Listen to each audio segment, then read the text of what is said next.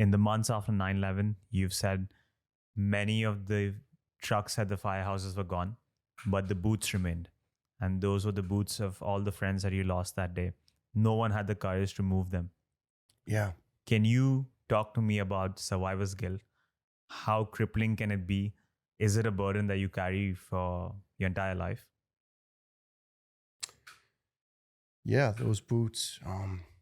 When a call comes in a firehouse, you kick off your shoes or your duty quarter boots, and you hop into your bunker pants, which has the fire boots integrated with them, and those shoes remain. And then when you come back from the call, you take off the bunker pants and boots and let them remain there, and you throw your shoes back on and you go back about your day.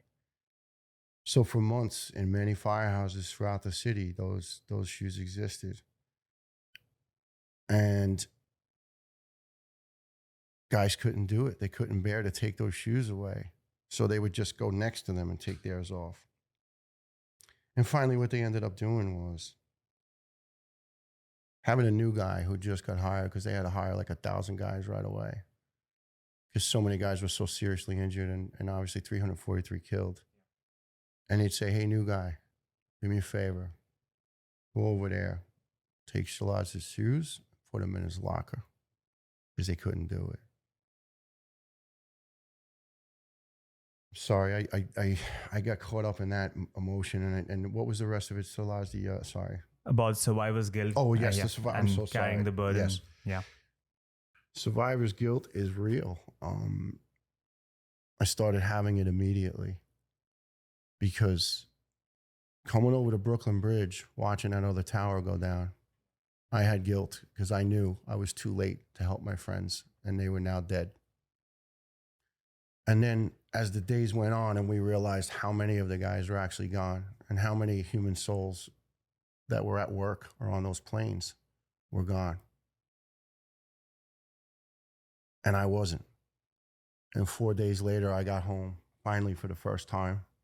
And my wife, my beautiful wife, Annie, said, well, I have some good news. We're going to have another baby. And I said, wow, that's a blessing. And I said, Johnny's wife's pregnant too, my friend John Short, but he's gone. They just said today that they're not coming out. They're gone. And I wanted so much to just jump up with joy that I'm having another child, right? Because it's just, man, they're just the joy of life. And I had such a pall of guilt, such a shroud over me, because I said, John's not going to experience this. And in May of 2012, my beautiful daughter was born, Catherine. And 3 days before that, John's son, John Jr., was born. And he's never held that beautiful child. And I've been given a chance to see her now grow into a beautiful young woman, intelligent, just such a addition to this world. Every event that I've gone to, and I've sat there looking at her smiling, so proud of her achievements. And then in my mind, I'm going, am I worthy of being here right now? How come John's not here right now for his son? So it never goes away. I guess you just learn how to manage it. And then what happened was I went through a really, really bad leukemia in 2011, and I really shouldn't be here. And I'm so grateful, so blessed and grateful I am. And I was in there for a month, the hospital, Methodist Hospital. They were incredible. And they actually used me as a little bit of like a docent. I was out of my mind with chemo, because they gave me 2.5 years worth of chemo in 7 days. Burned out my bone marrow. I felt like I was burning to death from the inside out. But they knew how much of a zest I had for life. Initially, I was asking to die. I was praying to die. I was in so much pain. I just wanted to go. I couldn't do it. And that first night of the chemo, vision came to me, visions of all the people I loved who had died. But very quick. It was just like a second or 2 seconds. They'd be smiling and they were gone. At the very end, the last person, I saw one of the people I saw smile was my friend Jack from Towel out of 15 down in Seaport. And I'm like, wait a minute, Jack's not dead. And then right after that was my mother-in-law. And a lot of guys go through life hating their mother-in-law, right? Because sometimes they can be meddling and difficult.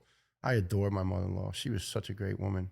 She used to call me her boyfriend because we just sit and talk. You know, I like to really know about people, good people. And we'd sit and have conversations about everything, about Ireland, about religion, about, you know, the job, because, you know, she was a fireman's wife. And she passed away 6 months before I died. She didn't deserve her fate. She was in a coma for a long time on machines. This is a woman who went to church every single day and prayed for everybody. And I saw her smiling Irish face. And she said, hi, my boyfriend. And I said, Nan, let me come with you. Let me come with you. She said, no, not yet, my boyfriend. He's not ready. She said, you go back. You have things to do. But when it's time, you'll be here. And I said, no, I want to go. I'm in so much pain. And she started laughing. No. And she started fading away. And I chemo did some stuff to my mind.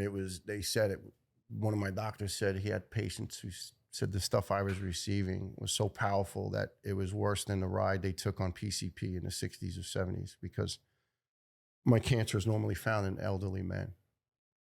One of my other friends, Gene, came in a couple hours later after that vision, and he was crying. And he's a big dude who don't cry. And he looks like Ivan Drago, you know, from Rocky IV, right?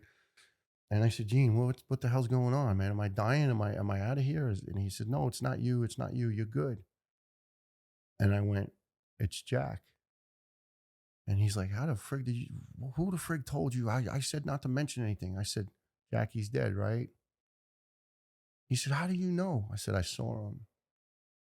He says, what are you talking about? I said, I told him the whole story I just told you about the visions. And I says, the second to last one before my mother-in-law was Jackie smiling at me, but he didn't say anything. He just waved. And it freaked me out. And he broke down and he says, Jackie died at 3:00 this morning in a motorcycle wreck.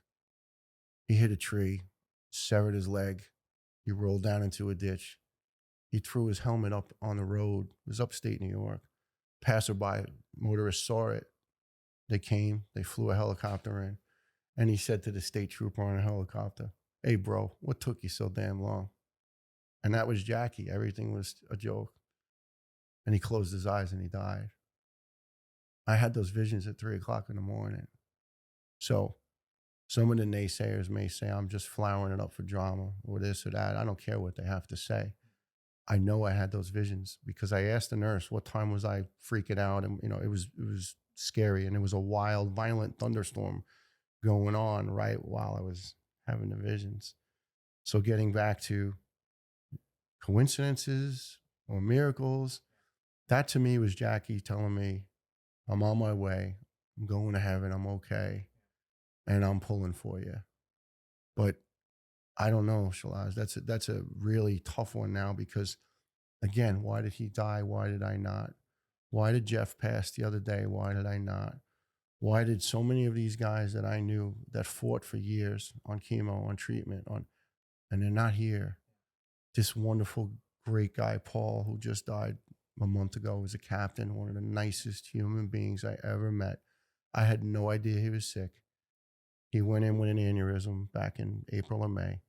And they said, look, we fixed that, but you got a massive brain tumor. You got 2-3 months to live. Go home, be comfortable.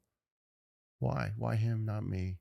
So this isn't for needing attention. This isn't for looking for some notoriety. I don't need that. I already worked on a TV show. You know, back in the day, I worked on Rescue Me, driving a fire truck, and it was fun. But I don't need attention, but I will not shut up because I just want people to know about what happened, about the sacrifices that great people made, and about the people who are still suffering in silence. And, you know, I'm hoping that somebody is going to listen to your show and say, wow, I never knew any of that. Yeah. And now they do.